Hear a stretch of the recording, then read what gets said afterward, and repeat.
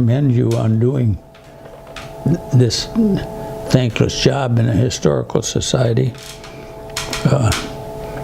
I think the present Acquisitions Committee is saving enough of the system we used when I was in there to get 400 items identified on the computer and cataloged so you can find them if they're marked. But that quit in about 2009 when my wife died. I was pulled away from it, and then I didn't stay there too long before my heart started to kick up, and I decided to come over here. And they are apparently, and Doug Howell was the one that set up the computer system that we have. Mm-hmm. So you should be able to, in that, I didn't run everything through that. If somebody gave me a second copy of the history of the Union Bank, I didn't run that through. I didn't care. I ran one through, but when Ina died, she had one in there too. Well, I didn't run another one through. But Ina had one of the only diplomas I've ever seen that called the normal school Eastern Michigan College. Oh. It's Eastern Michigan University now, and it has that, they got in a snob argument on universities are more than colleges, so they're prestigious. It's prestigious to call them universities. So Central became a university. Western Normal School became, they were put in there by the state and run by the State Board of Education, not regents. They were run by those to produce one-room school teachers for the 5,000 school districts they had in Michigan. And every township had between 9 or 10 of them, 36 square miles, and they put a school in the middle of every 4 sections. And that's 9, and they didn't fit. Sometimes they got a fractional one like Spafford that went up in Jackson County to finish it out. And of course Ford raised hell with the districts over. When he bought all that land, they closed Pierce School. Oh. That brick school that's along Sharon Valley Road by Lamb Road. Yes, that didn't I know have that any one. kids. And it affected our family because they hired Jess to take Irene Feldkamp and a few others, the kids that they had left, over to Spafford and educate them over there. And then he met Hazel, and that's how we got the Walker connection started in our family. And you did some school teaching. I was in, as my Army thing indicates, I was in South Lyon teaching when Pearl Harbor happened. So had I been physically able, I would have had ROTC at Michigan and probably been called up as an officer right away. But I wasn't able, so I was over there. But they dropped the physicals. It was a hernia that they didn't like. Then when Pearl Harbor happened, if you were alive and breathing, you were eligible. So I went in and they looked me over and said, we don't have any use for teachers or lawyers as such. You're going in the infantry. Wow. So they sent me in the infantry, and I tested us for various things, among them music ability and rhythmic sense, and they picked that up, so they sent me out to basic training in California to learn to be a Morse code telegraph operator in the infantry.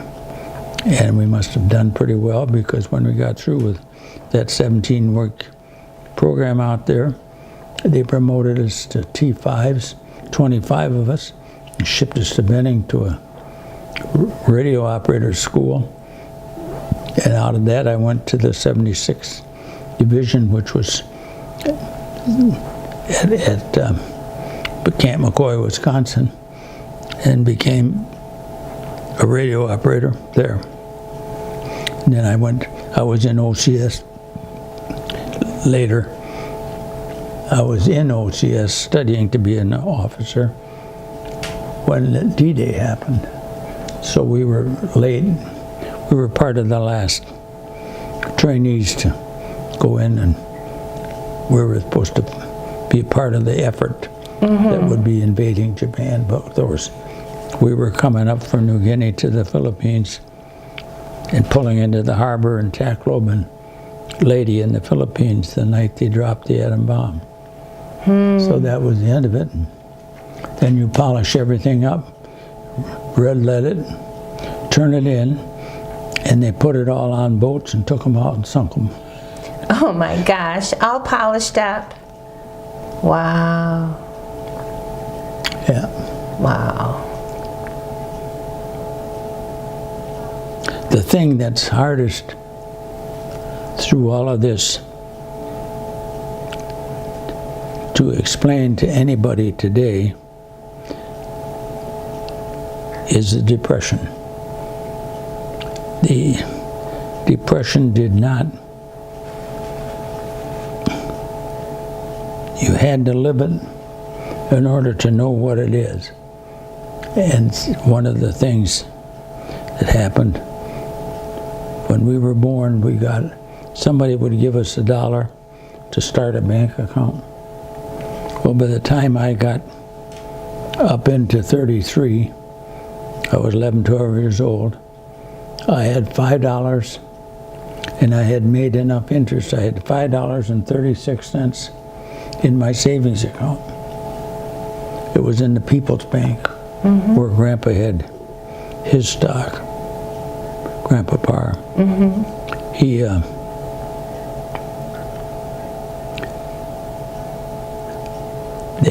they looked at that bank, questioned its solvency, inspected it, but allowed it to open under a restricted program.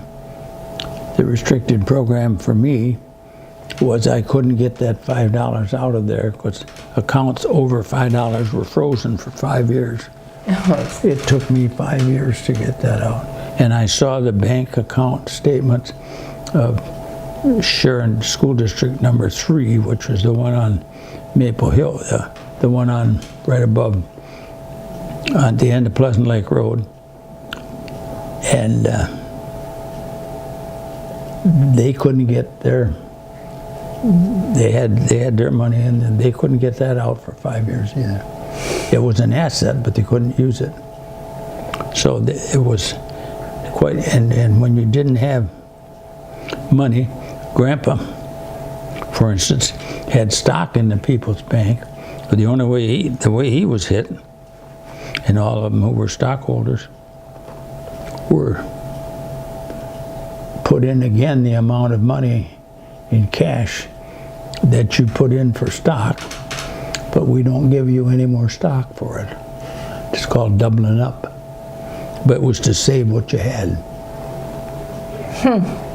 Wow. Yeah. But the Depression story, we just didn't have, there wasn't any cash. We had a lot to eat because we raised potatoes and canned vegetables and had apples and applesauce and all that kind of stuff. But we didn't have any cash much. We got 25 cents a pound for butter, and Dad certified the herd to sell raw milk to somebody that brought their own bottles out there. So they'd bring out the gallon glass jugs, and we'd fill them and take out their quarter, and they're 25 cents a gallon for whole milk. But that's Sunday school collection, $6.02. But you saved your penny. He saved. And everything was so cheap in stores. I remember I told this story about Ham Kingsley, who built the Kingsley House. He was a rock-ribbed Republican, hated Democrats. And when Roosevelt swept in, and we had the first Democratic administration in Lansing we'd had for years, and they slapped the sales tax on us. And they put a poll tax on too, $3 a person. But we wouldn't pay that.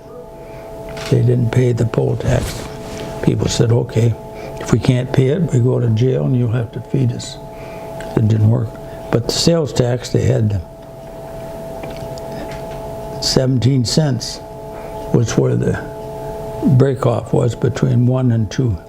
Between the under 17 cents, they didn't pay tax on it.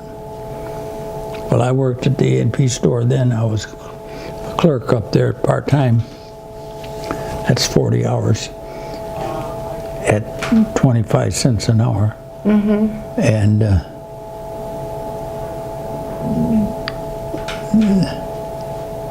Ham Kingsley would come in there and buy 11-cent can of tuxedo pipe tobacco and get a half a dozen donuts for a nickel, fried cakes, leave, come back twice more and buy 16 cents worth of stuff to keep from paying a penny sales tax. How about that? He did that. Yeah.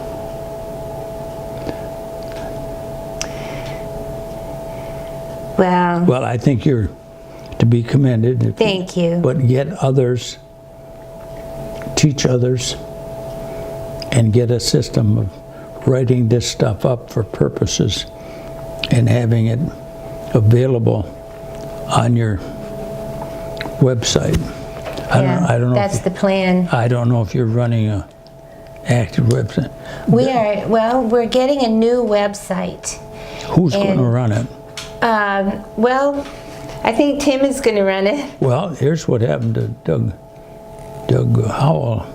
He put out several calendars, the railroad years and that sort of thing. But we don't have an office. We don't have a manager. We don't have an account. We were using somebody else's. He started it and put it in there, and he had hundreds of unauthorized bites on that, and he couldn't. It took him quite a while to get him off.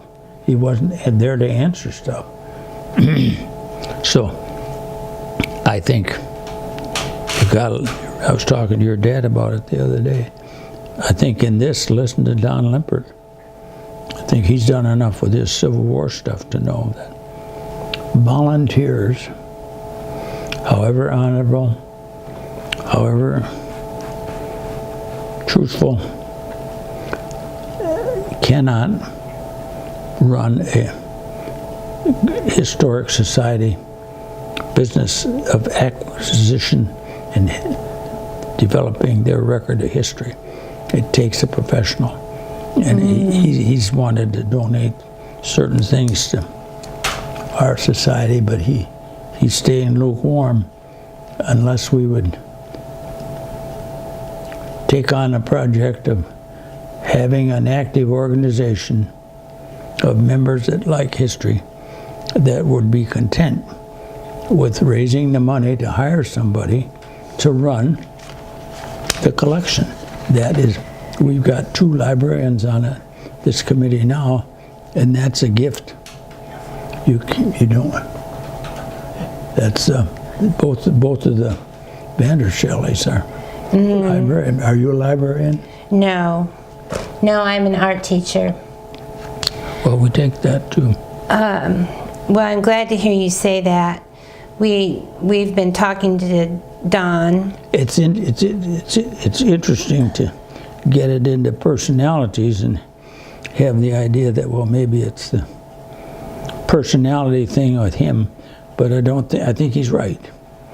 Do you? Yeah, I tried to do it, but I could do a lot of it, and I was able to stay at it for 20 years, but I didn't, and I got pretty much the things I think that were important, and on the computer with a program, you should be able to push a button in that computer system and identify every one of those first 400 items that has the name Manchester, Michigan printed on it. Mm-hmm. So if you want a Manchester exhibit, punch that and you can find out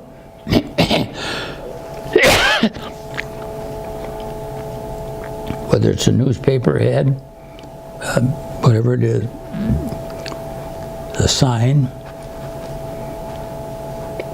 blotter. There's a Snowman blotter in there in the historic Snowman drugstore, Manchester, Michigan. Well, we might be headed that direction to be able to hire someone. I think the combination now, and right now, I think we have an image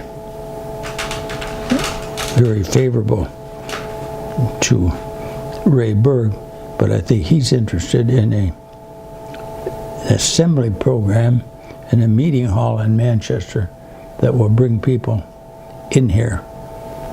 And you're going to have some of it at the funeral home, but not as much as he would like to build. I know. There's nothing wrong with that, but this is his thought. And when he talks, your dad said he's going to see Limpert with him about the what's the new restaurant that's in the old building? Oh, the Over the Edge. That he wanted to have he said, crank up your engines and get people here on a designated night, and I'll give you so much percent of the profit that night. Mm-hmm. Well, now Ray wants to have it sell tickets and make it a big event, but that's not. They're going to talk to Don about supporting that, and I think his idea is, what are you raising the money for? If you want to get a professional, see, he tried to take his Civil War stuff to Eden Rapids. Mm-hmm. It didn't work up there either. He gave them some things, but he still has a lot of stuff at his house. Yeah. Well, these are some of the problems that we're facing, and we have a really good board right now, I believe. People that don't mind working and spending a lot of time on things. Well, I liked LaRock and Renner. They came out. And they came out to see you. They said they were coming back. They will. We'll get them back. Yeah, they'll come back. And they brought me a copy of the 400 issues, acquisitions. Oh, they did. Good. Good. They're not all marked, and they're looking for a box, push-up crate-sized box with a cardboard, made out of cardboard. And I was working on that and had my book in there, and this system, I think we got everything through 2009 pretty well, but it's those next 10 years are not done. Well, but I understand that the present committee has taken the same marking system in their library MAHSMI'd enough that they should be able to modify it so they can use both of them. Yeah, I think so. But you guys are doing this is the way you collect this. Mm-hmm. This is the way, if you could find 5 guys that work for Ford, you'd find 5 of them that'll tell you what. Malin told me, he said, Mr. Ford came by there one time when he was working, walked up behind him. Malin was making stoplight switches apart or something. He said, "You making any good ones?" And Malin said, "I didn't know what to say." And Ford said, "You making any good ones?" "Oh, they're all good, Mr. Ford." "Well, I hope so. I hope so." He walked away, and that was Henry Ford. And the people that worked up at the big house that we had there, used to work there as hired help for Ford in the house, the ones that work for Blanchard in the house. When they got a call that Mr. Ford was coming out, they had to have hot apple pie ready to serve him with cold milk when he got there. Ah. And they'd go out on one of those porches and talk over the business at hand. That's sweet to hear about too. I think we have to wrap it up. Tim is telling me that we need to wrap it up. All right. So thank you so much, Howard. Well, I appreciate it. Wonderful to hear all of these things. Come again. And we might be able to come again.